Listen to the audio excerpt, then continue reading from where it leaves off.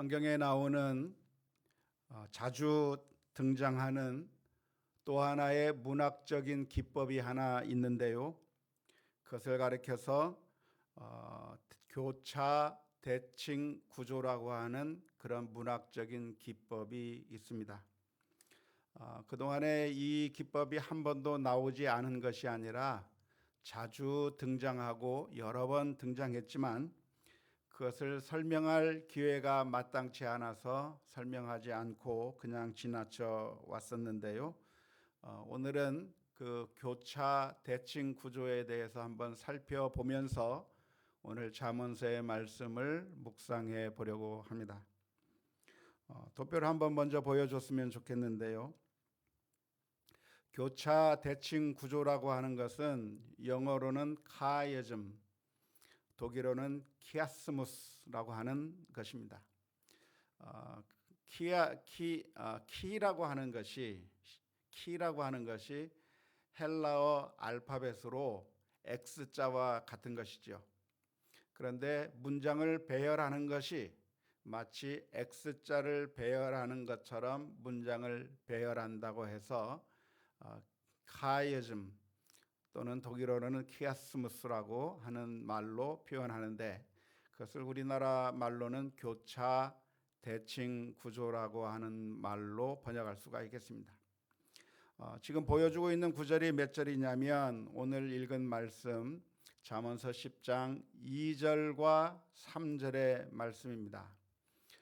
먼저 이렇게 이야기를 하죠. 불의의 재물은 무익하여도. 이것이 하나의 주제를 이야기하고 있는 것이죠. 두 번째 주제를 이야기합니다. 공의는 죽음에서 건지느니라. 두 번째 주제를 이야기한 다음에 다시 첫 번째 주제로 돌아가는 것이 아니라 조금 전에 금방 말했던 두 번째 주제를 약간 변형해서 다시 이야기를 하고 있는데요.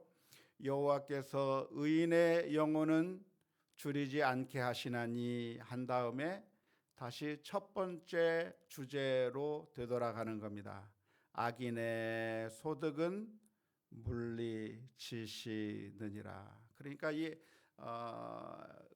제가 X자를 쳐서 표기를 해 놓았습니다만은 그 구조가 A, B, B 다시 A 다시라고 하는 그런 구조로 이렇게 이루어져 있는 문장을 가리켜서 교차 대칭 구조라고 할 수가 있겠습니다.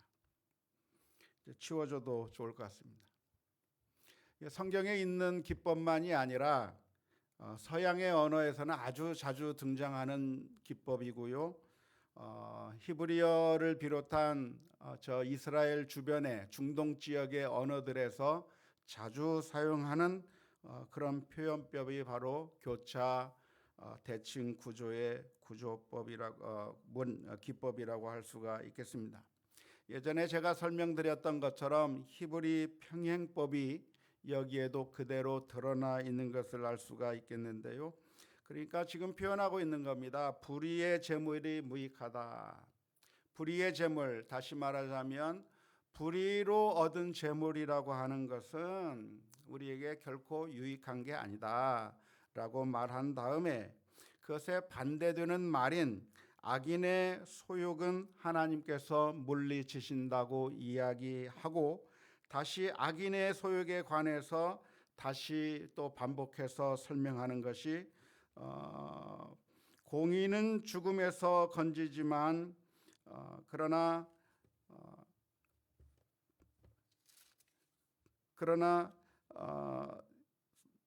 그 여호와께서 의인의 영혼은 줄이지 않게 하시나 악인의 소욕은 물리치시느니라고 해가지고 이 표현이 나오고 반복되는 모습을 볼 수가 있겠습니다. 그래서 여기서 보면 2절 말씀에 불의의 재물은 무익하여도 공의는 죽음에서 건져내느니라 라고 말하고 있는데 공의가 죽음에서 건져낸다고 하는 말은 무슨 말입니까?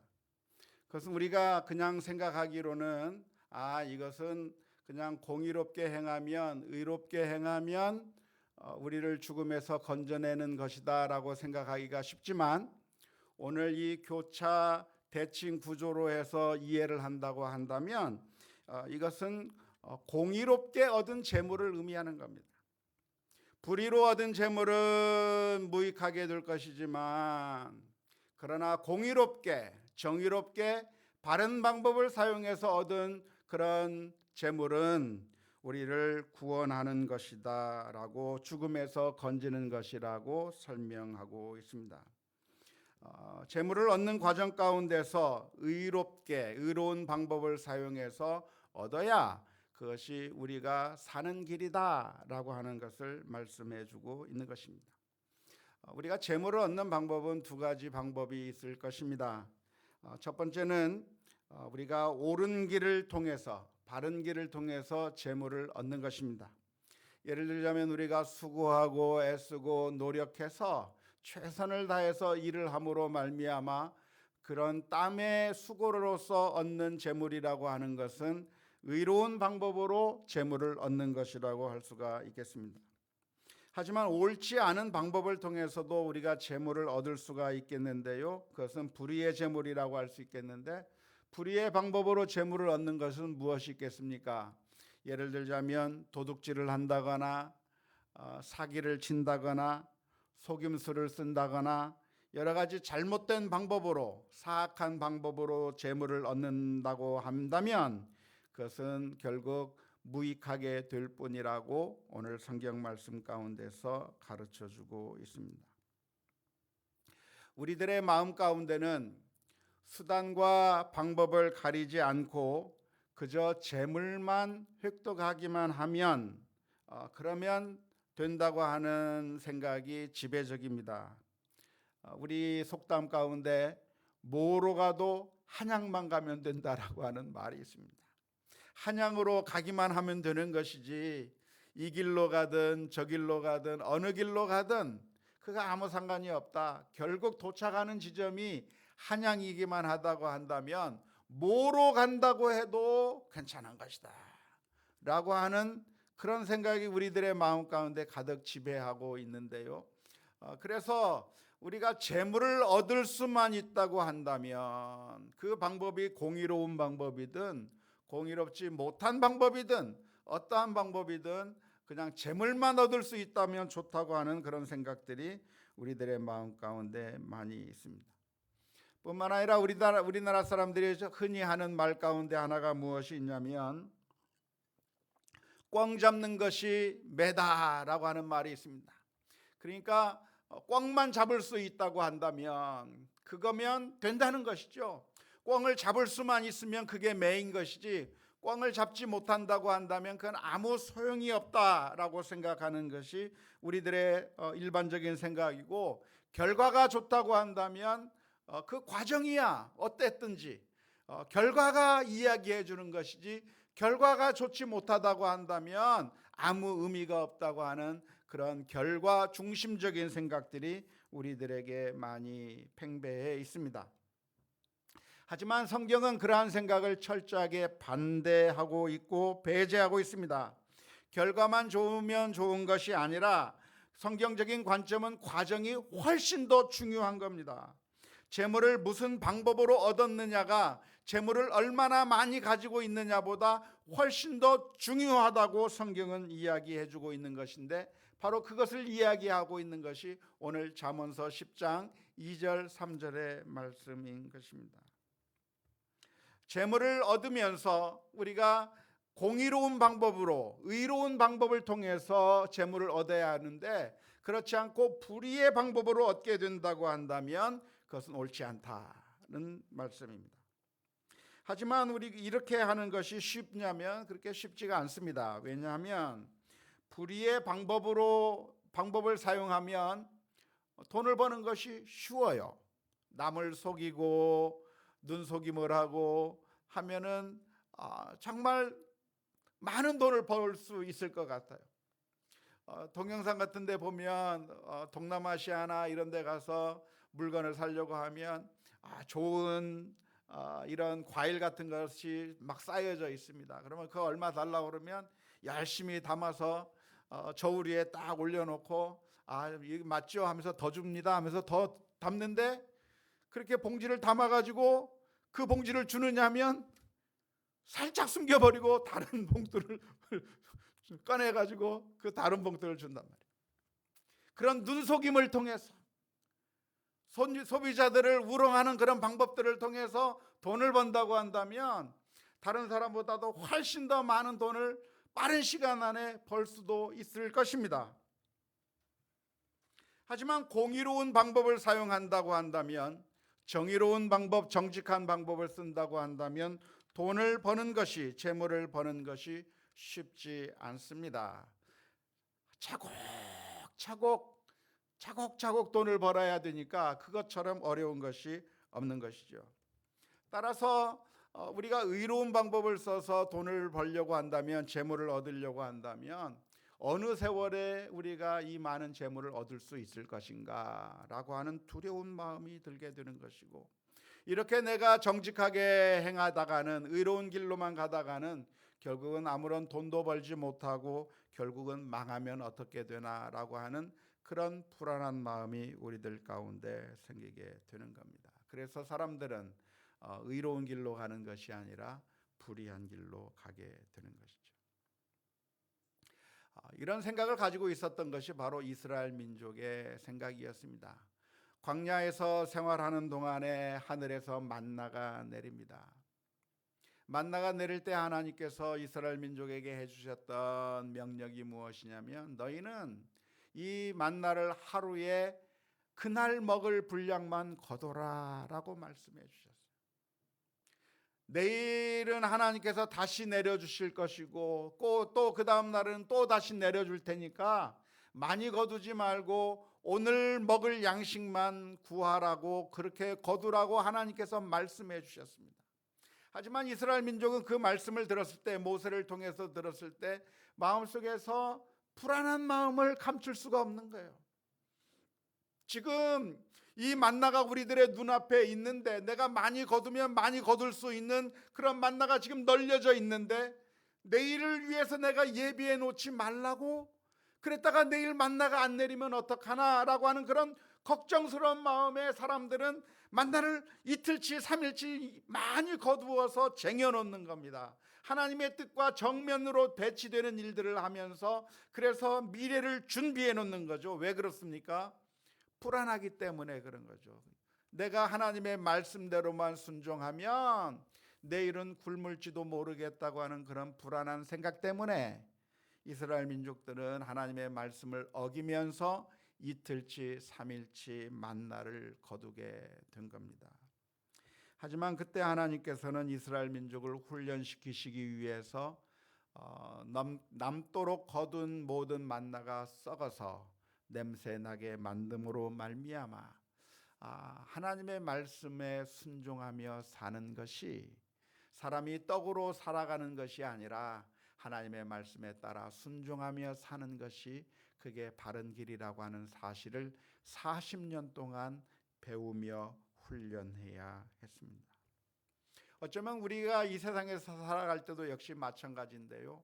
우리가 하나님의 말씀대로 의로운 방법으로 옳은 길을 통해서 재물을 얻게 된다고 한다면 빨리 벌리는 것 같지 않기 때문에, 너무나도 더딘 것 같기 때문에 불안한 마음이 들어서, 그래서 불의한 방법을 사용하고 싶은 마음이 문득문득 들 때가 있을 겁니다.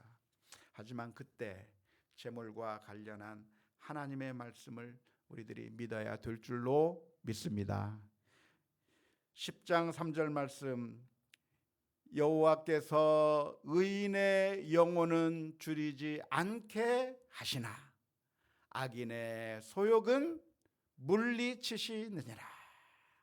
이 말씀을 우리들의 마음 가운데 깊게 간직할 수 있기를 주님의 이름으로 축원합니다.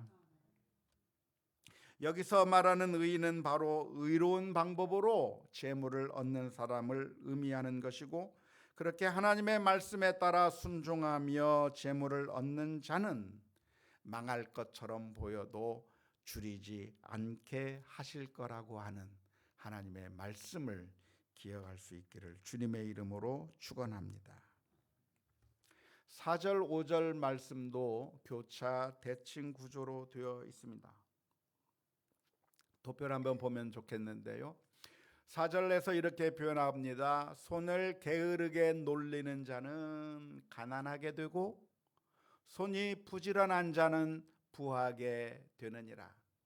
여름에 거두는 자는 지혜로운 아들이나 추수 때까지 자는 자는 부끄러움을 끼치는 아들이니라.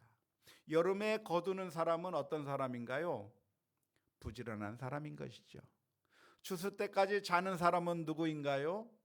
손을 게으르게 놀리는 자인 것이죠. 그러니까 이렇게 교차 구조로 교차 대칭 구조로 4절과 5절 말씀에서도 말씀해주고 계십니다. 아주 간단한 원리고 누구나 다 알고 있는 원리를 말씀해주고 계시는 겁니다. 게으른 자는 어떻게 되는가? 가난하게 된다는 겁니다. 치워져도 됩니다. 부지런한 자는 어떻게 되는가? 부자가 부하게 될 것이라고 가르쳐주고 있는 겁니다. 여름에 거두는 자, 열심히 일을 해서 땀을 흘려가면서, 여름이라고 하는 그런 계절은 어떤 계절입니까? 너무나도 더운 날이고 힘든 날입니다. 그런데 게으르지 아니하고 열심히 일을 하면서 거두는 자는 결국 부하게 될 것이지만, 추수 때까지 기다리면서 차일피일 미루고 게으르게 자는 자는 결국 가난하게 될 것이라고 하는 어쩌면 보편적인 진리의 말씀을 여기서 해주고 있습니다. 우리 누구나 다 공감할 수 있는 원리일 것입니다. 그러니까 결론은 무엇이죠? 열심히 일해야 된다. 열심히 일해야 되고 부지런하게 살아야 된다라고 하는 것이 오늘 교훈에서 해주신 말씀입니다. 물론 오해하지 않았으면 좋겠는데요. 그러니까 우리가 쉬거나 혹은 잠을 자거나 혹은 휴가를 가거나 하는 것이 나쁘거나 무의미하다고 하는 그런 의미의 말씀은 결코 아닙니다. 우리는 균형을 맞추어야 하는데요. 성경적인 원리는 무엇이냐면 무조건 일만 많이 하는 것이 성경적으로 볼 때 가장 바람직한 모습의 상이 아닙니다.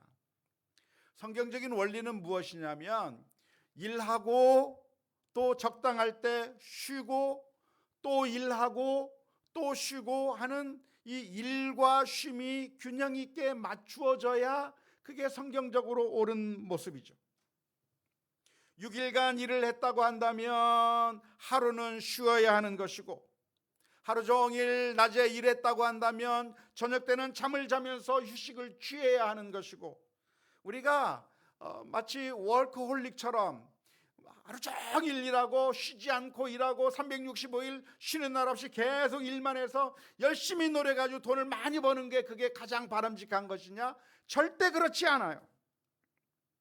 하루 종일 일을 하면서 잠도 안 자고 자신의 육체를 혹사해가면서 그렇게 열심히 부지런히 일해서 그렇게 돈을 많이 벌기만 하면 되느냐? 그게 절단코 아니라는 거죠. 우리는 성경적인 교훈을 살펴볼 때 이 두 가지를 잘 살펴보아야 하는 것입니다. 오늘 잠언서에서 부지런하게 살아야 된다고 하는 것은 그만큼 우리가 일해야 되는 그 시간만큼은 아주 부지런하게 일을 해야 된다고 하는 그런 의미이지, 절대 쉬어서는 안 된다, 쉼이 없어야 된다 그러는 그런 의미의 말씀이 아닙니다.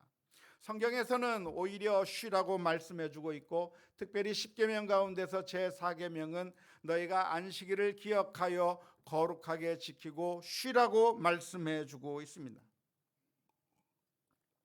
하지만 사람들이 쉼이 없이 일하는 이유가 무엇입니까? 그것은 재물이 우상이 되어 버렸을 때 사람들은 쉼을 중단해 버립니다. 열심히 일을 하니까 돈이 많이 벌리거든요. 일한 만큼 결과가 나오니까 일을 많이 하면 더 많은 결과를 얻을 수 있는 것이고, 그러니까 돈이 우상이 되고 재물이 우상이 되면 일을 많이 하고 쉬지 않으면서 그래서 많은 돈을 얻으려고 하는 그런 모습을 보일 때가 있습니다. 그것은 벌써 우리에게 재물이 우상이 되었다고 하는 증거인 것이죠. 따라서 성경은 일하면서도 동시에 쉬라고 말씀해 주고 있는 것이고, 그렇게 균형을 잡힌 사람이어야 그게 성경적으로 바른 삶을 살 수 있다고 할 수가 있겠습니다. 또 한편으로는 일하기 싫어하는 사람도 있는데 그것도 역시 잘못된 것이죠. 어떤 사람들은 일을 너무 열심히 하는 사람들이 있어서 쉬지 않으려고 하는 사람이 있는 반면에, 어떤 사람들은 일하기를 싫어하고 그저 쉬려고 하는 사람도 있습니다. 특별히 크리스천들 가운데서 그렇게 모습을 보이는 경우가 나타날 때도 있는데요. 성경을 오용하는 것이죠. 하나님께서 먹이고 입히시고 다 하는 것이니까 굳이 내가 이렇게 열심히 일할 필요 없다. 내일 일은 내일 걱정하고 하나님께서 다 먹이시고 입히시고 하는데 내가 뭐 일할 필요 있겠는가? 하나님은 까마귀를 통해서 보내주시는 거 아니겠는가? 그저 나는 하나님을 철저히 신뢰하면서 기도하기만 하면 된다라고 생각하는 그런 사람들도 있습니다. 그런데 그것은 건전한 신앙이라고 할 수가 없는 것이죠. 하나님의 도우심이라고 하는 것은 우리가 손을 놓은 상태에서 그저 하나님께서 기적적으로 우리를 도와주시는 것만이 하나님의 도우심이 아닙니다. 이미 하나님께서는 우리들에게 무엇을 주셨습니까? 손을 주셨어요. 발도 주셨어요. 하나님께서 우리에게 손도 주고 발도 주고 생각할 수 있는 머리도 주고, 이미 우리가 일을 해서 우리가 다 먹고 모든 것을 재물을 얻을 수 있는 그런 재능들을 하나님께서 다 주셨는데, 이미 그런 은사를 우리들에게 다 주셨는데 그것을 전혀 활용하지 않으면서 저 감나무에서 감이 내 입에 떨어지기를 바라듯이 입만 벌리고 있는다고 한다면, 그것은 하나님께서 우리들에게 손과 발을 주시고 머리를 주시고 모든 것을 주신 것을 망각한 행위라고 할 수가 있겠습니다. 초대교회에도 그런 사람들이 있었는데요. 초대교회 안에 들어온 사람들 가운데는 그저 일을 하지 않으면서 하나님께서 먹여 주실 것을 기대했고, 또 교회가 자기를 도와줄 것을 기대하면서 교회의 도움만을 바라는 사람들이 초대교회 안에 있었습니다. 그럴 때 데살로니가후서 3장 10절에서부터 12절의 말씀을 통해서 이렇게 교훈해 주셨습니다. 우리가 너희와 함께 있을 때에도 너희에게 명하기를, 누구든지 일하기 싫어하거든 먹지도 말게 하라 하였더니, 우리가 들은즉 너희 가운데 게으르게 행하여 도무지 일하지 아니하고 이를 만들기만 하는 자들이 있다 하니, 이런 자들에게 우리가 명하고 주 예수 그리스도 안에서 권하기를 조용히 일하여 자기 양식을 먹으라 하노라. 초대교회 안에 들어와 있던 사람들 가운데 어떤 사람들은 그저 교회가 사랑으로 돌보아 줄 것만을 기대하면서 전혀 일하지 않고 그저 내가 기도만 하기만 하면, 그리고 형제들이 나를 도와주면 내가 먹고 살 수 있을 것이라고 생각하면서 의존적으로 살아가는 사람들이 있었는데, 그거 괜찮다라고 말씀한 것이 아니라 그런 사람들에게 주 안에서 권하기를 일하라, 수고해서 일해서 자기 손으로 흘린 노력과 땀을 통해서 먹을 것을 얻으라고 가르쳐 주고 있습니다. 종종 우리 어떤 신앙인들 가운데는 그런 사람들이 있습니다.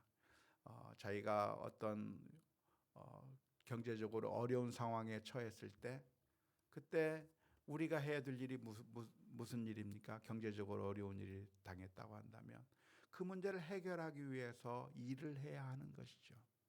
일을 하고 여러 가지 방법을 통해서 내가 땀을 흘려서 수고해서 얻을 수 있는 것을 얻어야 하는데, 종종 크리스천들 가운데는 어떤 사람들이 있냐면 나는 오로지 하나님만 의지하겠다고 하면서 내가 기도원에 가서 기도하기만 하면 하나님께서 응답해 주시겠지 하고, 그리고 하나님 앞에 주님 돈을 주세요, 주님 재정적인 문제를 해결해 주세요라고 기도원에 가서 막 기도하고, 그래서 어쩌다 보면 또 누가 또 도와주는 사람도 있으니까 하나님의 응답을 받았다고 그렇게 말하는 경우도 종종 있는데, 그것이 바른 자세가 아니라 오늘 잠언서 10장에서 교훈하고 있는 것처럼 부지런하게 일해야 하는 것이고, 우리가 건전한 신앙을 가지고 있다고 한다면 수고하고 애쓰는 것이 당연하다고 하는 것을 기억할 수 있기를 주님의 이름으로 축원합니다. 안타깝게도 우리는 지혜롭지 못해서 오늘 말씀에 따라 순종하기보다는 의로운 방법을 통해서 소득을 얻기 못하는 불의한 방법을 통해서 소득을 얻게 되는 방법으로 나갈 때가 많습니다. 또한 어떤 때는 우리가 게으른 모습으로 변하게 될 때가 있습니다. 그게 우리들의 문제인 것이죠. 그래서 그런 생각이 들 때마다 주님의 십자가 앞에 나가서 주님 앞에 회개하고 또한 도와달라고 기도하면서 주님, 하나님께서 주신 그 삶을 잘 살아갈 수 있도록, 지혜롭게 살아갈 수 있도록 부지런할 수 있게 해 주옵소서. 주님의 뜻에 따라 건강하게, 또한 주님의 뜻에 따라 옳은 방법으로 재물들을 얻을 수 있도록 인도해 주시고, 내 마음이 불안해서 이렇게 살다가는 내가 망할지도 모르겠다, 하나님의 뜻대로 살다가는 혹시 내가 굶을지도 모르겠다고 하는 그런 위험한 생각이 들 때, 그러나 오로지 하나님의 말씀을 기억하면서 하나님 여호와께서는 의로운 자를, 의롭게 일하는 자를 줄이게 하지 않는다고 하는 이 말씀을 믿을 수 있게 해 주옵소서. 기도하며 나아가는 우리 모두가 다 될 수 있기를 주님의 이름으로 축원합니다.